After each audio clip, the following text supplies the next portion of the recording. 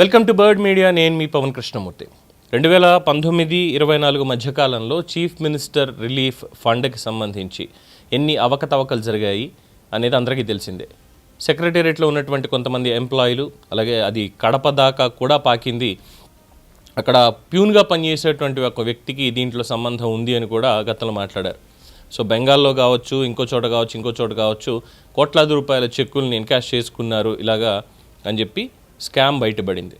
Fine, దాని మీద ఆ రోజుల్లోనే ఈ ఎక్స్గ్రేషియా చెల్లింపులు లేదంటే సీఎం రిలీఫ్ ఫండ్కి సంబంధించినటువంటి దాంట్లో వైఎస్ఆర్సీపీ ప్రభుత్వం అధికారంలో ఉన్నప్పుడు ప్రతి ఒక్క దాని మీద కూడా ప్రజల తరఫున పోరాడాం. అనేక మంది జర్నలిస్టులు, ఎంతోమంది ఎక్కడెక్కడి నుంచో ఇదేంటి ఇలా జరుగుతోంది, అది సీఎం రిలీఫ్ ఫండ్, దాంట్లో కూడా ఇలా వాటాలు ఉంటాయా, ఇలా తీసుకుంటారా అని.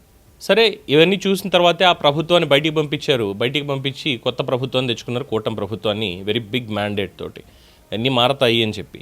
సో ప్రతి వారం ఇదర్ ఫస్ట్ వీక్లో కానీ సెకండ్ వీక్లో కానీ ఈ సీఎం రిలీఫ్ ఫండ్స్ చెక్కుల్ని పంపిణీ చేయడం అనేది ప్రతి ఎమ్మెల్యేకి పరిపాటిగా మారిపోయింది.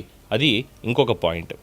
అయితే ఈ ప్రభుత్వంలో కూడా కింది స్థాయి నాయకులు సీఎం రిలీఫ్ ఫండ్ చెక్కులు ఇవ్వాలి అంటే వాళ్ళకు వచ్చేటువంటి దాంట్లో వాటా ఖచ్చితంగా కావాల్సిందే అని చెప్పి అడుగుతున్నారు. అడగడం కాదు, డైరెక్ట్గా ట్రాన్స్ఫర్ కూడా చేయించేసుకుంటున్నారు. ఒకసారి వీడియో చూడండి. పేరు తుంటి అల్లయ్య సార్. నెల్లూరు ఉపాధి పథకంలో ఫీల్డ్ అసిస్టెంట్గా పనిచేస్తున్నాను సార్. ఆ సెల్లు ఉపాధి కాబట్టి రిపేర్ వస్తుందని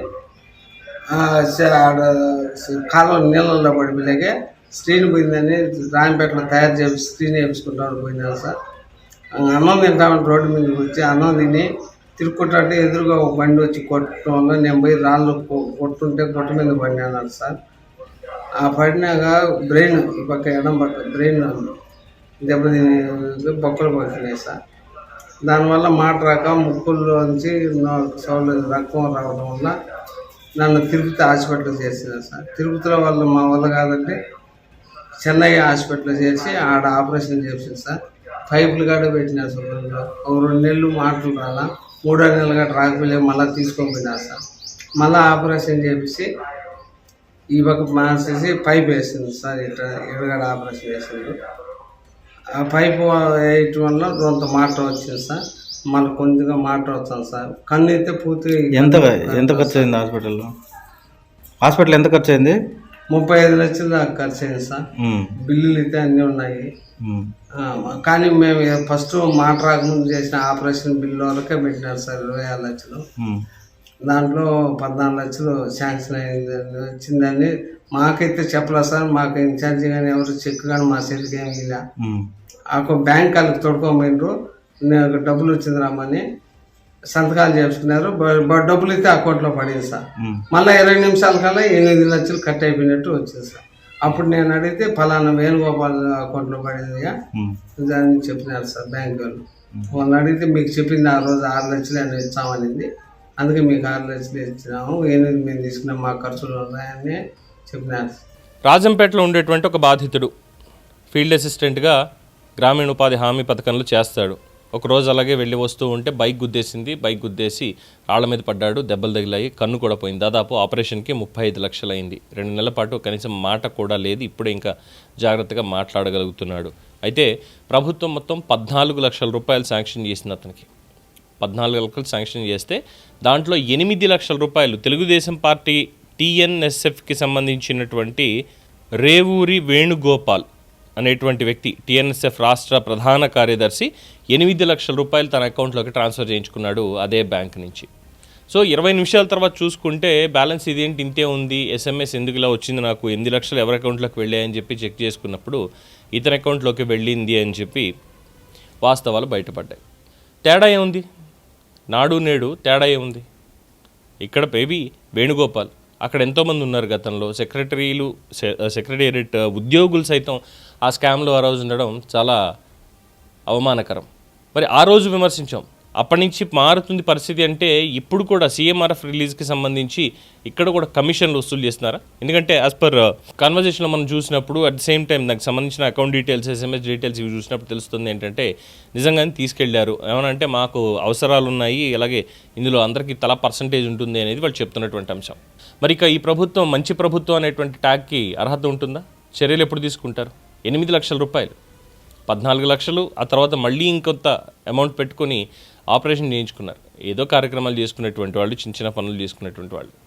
మరి అలాంటి వాళ్ళ దగ్గర కూడా ముఖ్యమంత్రి అటువంటి ఆపత్ సమయంలో ఇచ్చినటువంటి సహాయంలో కూడా మాకు వాటాలు కావాలి అని చెప్పి తెలుగుదేశం పార్టీకి చెందినటువంటి వాళ్ళు ఇలా హోదాని వీటిని అడ్డం పెట్టుకొని వాళ్ళ దగ్గర ఏంటి ఈ కలెక్షన్స్?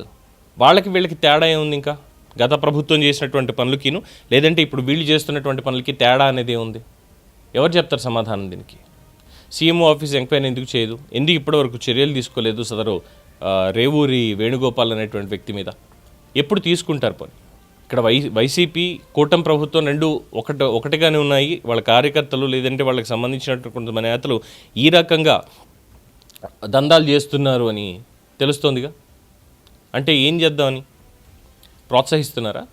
గతంలో కూడా అంతే. ఇప్పుడు ఇక్కడే కాదు, గతంలో ఎల్జీ పాలిమర్స్ ఘటనలో 10 లక్షల కోటి రూపాయల ఎక్స్గ్రేషియా ప్రకటించిన జగన్మోహన్ రెడ్డి వాళ్ళకు కూడా అక్కడ ఉన్నటువంటి బాధితులకి చాలామందికి ₹1 కోటి అందల, ₹1 కోటి చెక్కు అందల.